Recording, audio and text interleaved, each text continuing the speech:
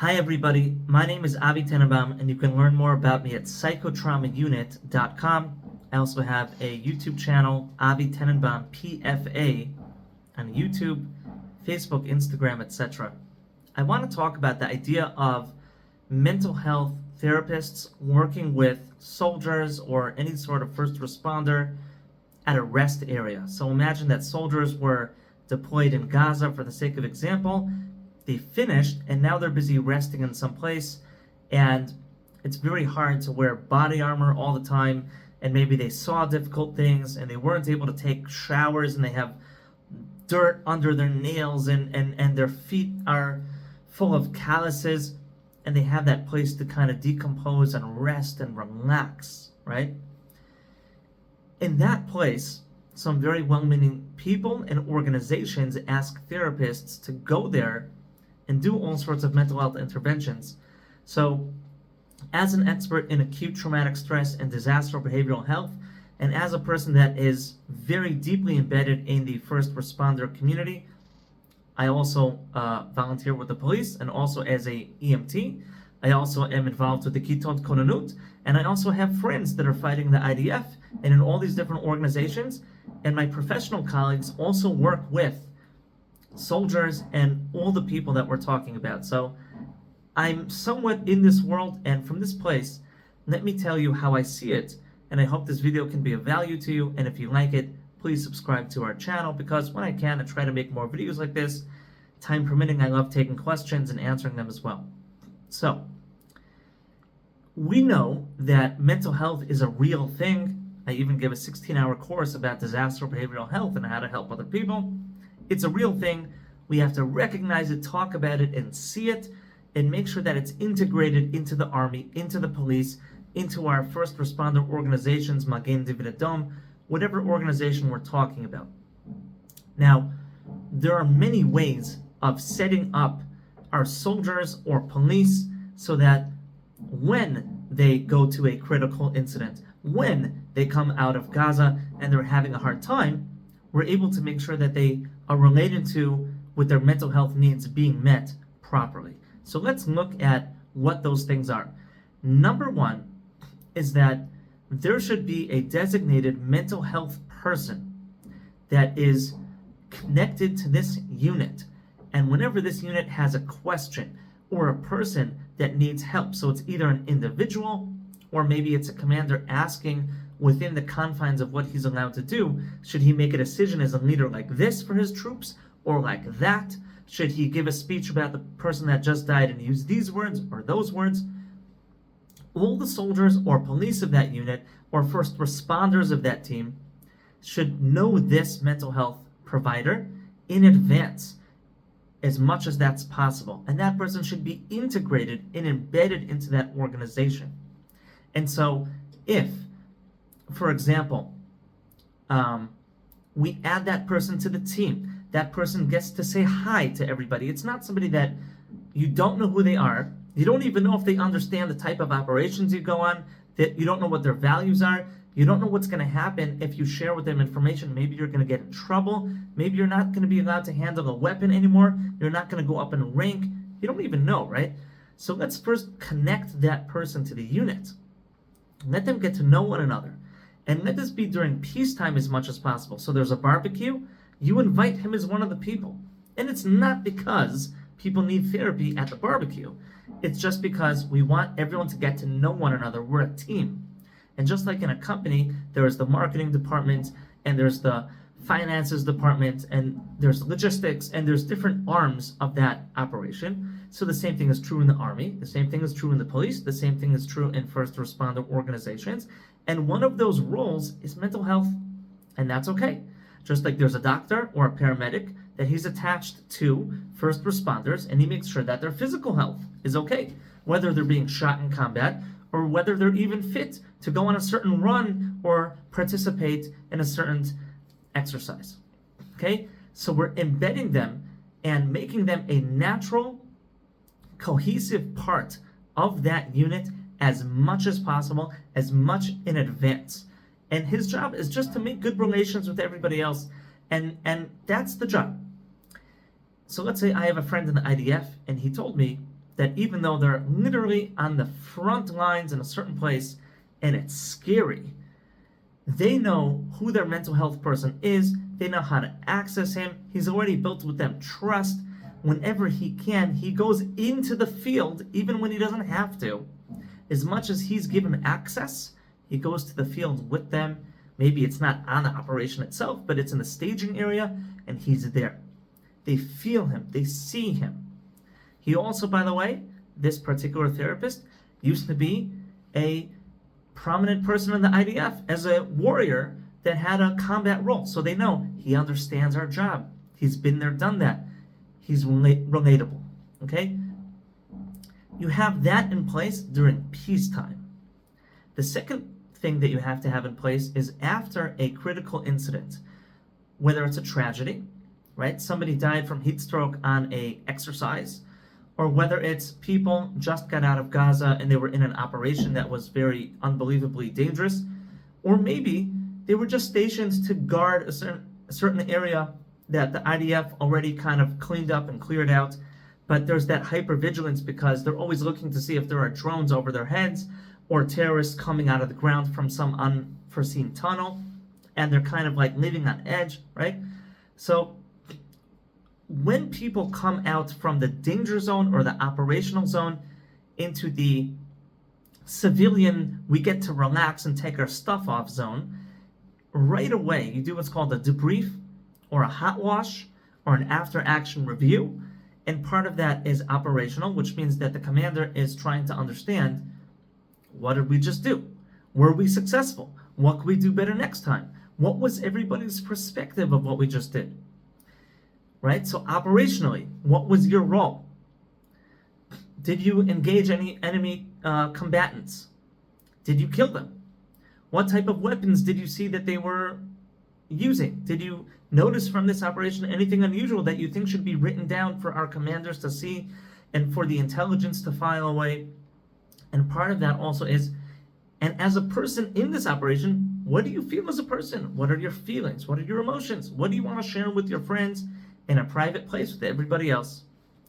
This is part of the leadership role of a commander, whether it's a police commander, an army commander, or the commander of paramedics and EMTs. It makes no difference. It's a leadership role. It can be with a therapist there. Maybe it can sometimes even be done by the therapist, but I really think this should be done by the commander. And this is when we talk about a very important set of two words: peer support. Peer support.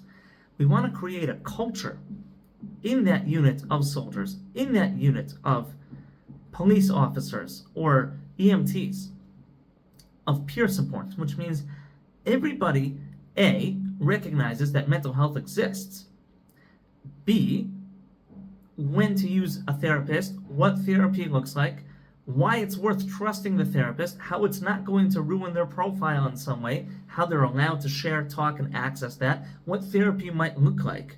What does PTSD look like? What do trauma symptoms that are subclinical look like?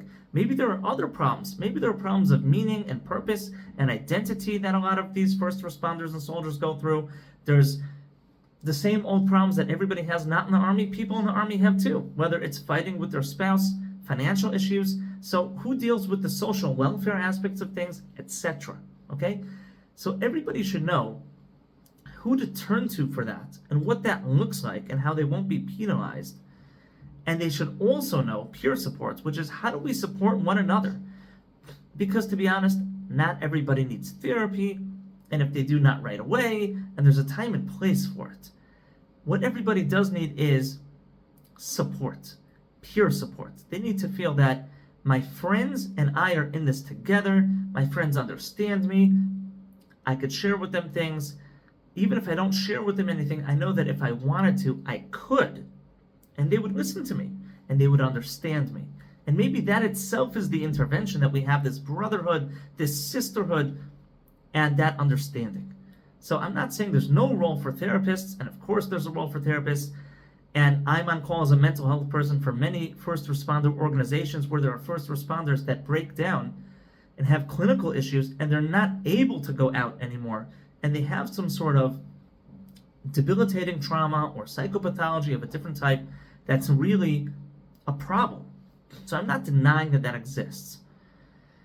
But I think the job of that taking care of our soldiers' business and the Kitot Konanut business and helping our police officers and our first responders, it's the job of the commander, it's the job of the organization, and it's the job of the peer support, and especially during that debriefing or hot wash or after action review segment.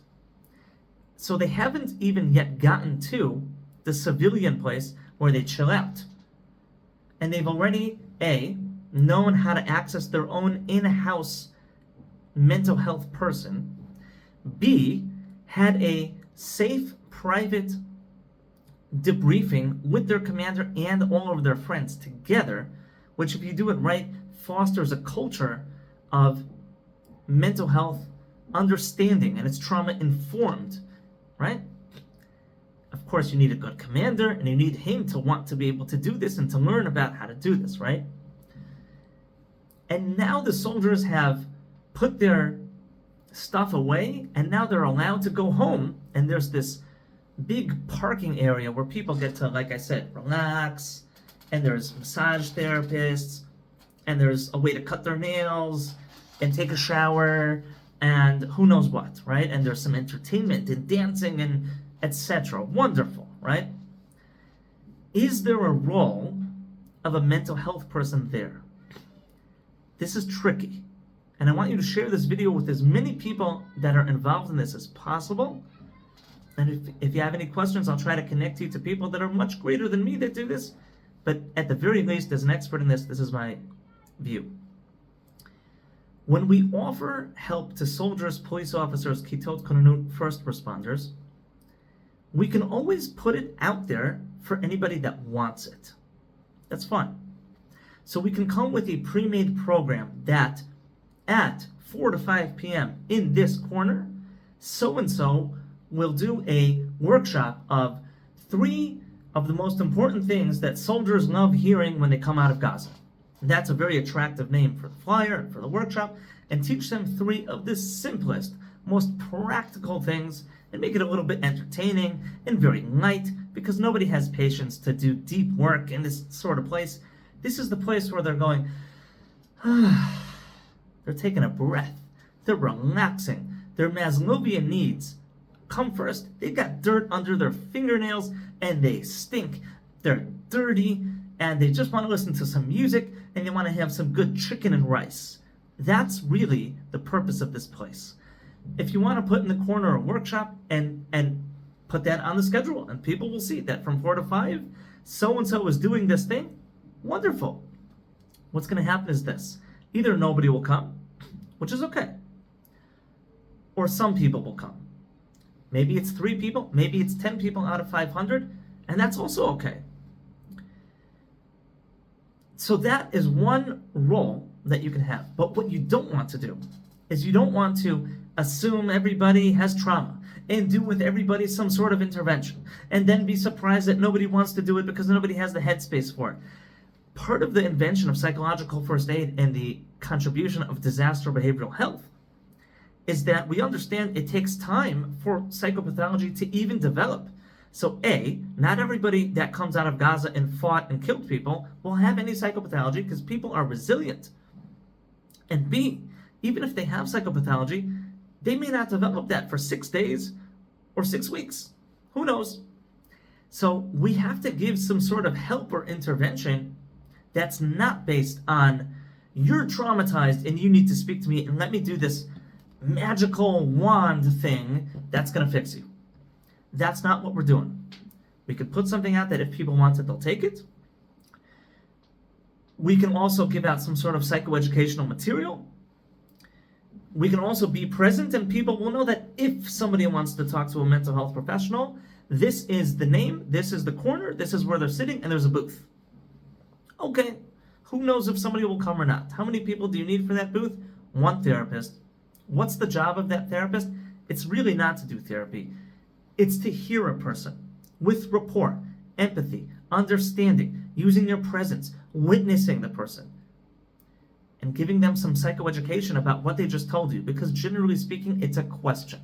It's some sort of soldier that says, is it normal that I can't sleep for several days because blank? Of course it's normal. Did you ever hear about this trauma response? This is how the body works when we feel that we're afraid, etc. Right?